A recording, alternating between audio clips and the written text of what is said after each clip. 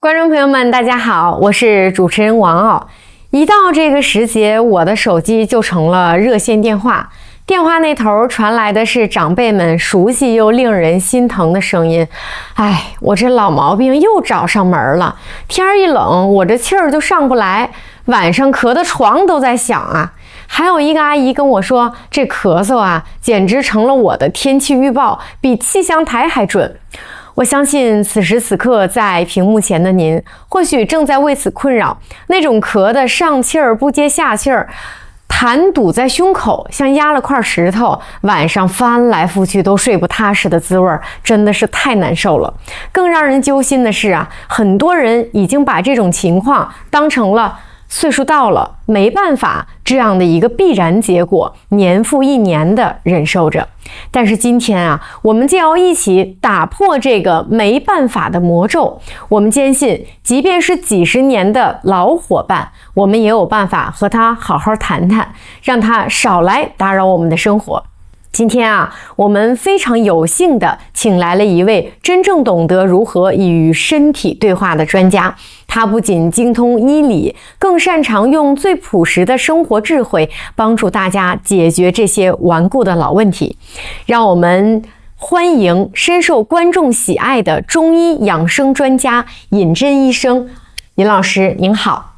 主持人好。然后各位老朋友、新朋友们，大家好，我是尹真。刚才呢，主持人说到没办法，这确实是我们面临的一个重大问题，也是我们面对的一座大山。今天呢，我们不谈高深的理论，就像老朋友我们拉家常一样，一起呢聊一聊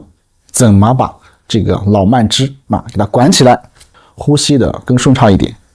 日子呢更加舒坦一点。太感谢尹医生了，咱们这就开门见山哈。在尹医生为我们深入剖析之前呢，让我们先花一点时间，把这个老慢支到底是什么，用最通俗的话给大家讲明白。这个呢，就像打仗，知己知彼，才能百战不殆。老慢支是慢性支气管炎的简称，听起来有点复杂，对吗？但是咱们拆开来看啊，咱们就听懂了。慢呢，指的是它的病程长、进展慢，它不是像感冒那样3-5天就能好的，而是会持续很长时间，通常定义是每年咳嗽，咳痰持续至少3个月，并且连续2年以上，并且呢，它是一个长期的慢性的过程。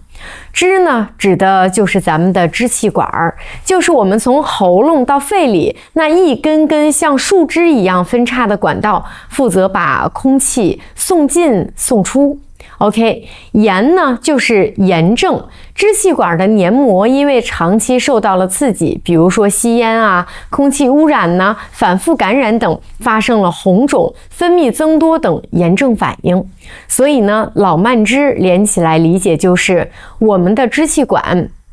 因为长期受到了不良的刺激，得了慢性炎症，导致它反复的、长期的闹脾气。尹医生，我发现了一个普遍现象哈，您看很多叔叔阿姨一提起老慢支，哎呦那个表情啊是既无奈又认命，常说哎呀几十年了就这样了，治不好的。这种想法是不是本身就是我们恢复健康的第一道障碍？快，您赶紧给我们聊一聊。主持人其实看得非常准，这道心墙不推倒，我们后续再好的方法也进不来。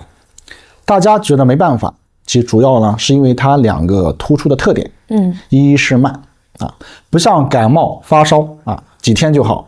二是反复性和季节一样跟随情绪或饮食都挂钩，防不胜防。这种长期性的反复性确实很容易产生无力感。但是呢，咱们换个思路或角度去想一想比如说我们家里呢有一套用了好多年的红木沙发或是红木的家居年头久了之后呢，有点开裂，有点松动，开关抽屉不是那么利索了，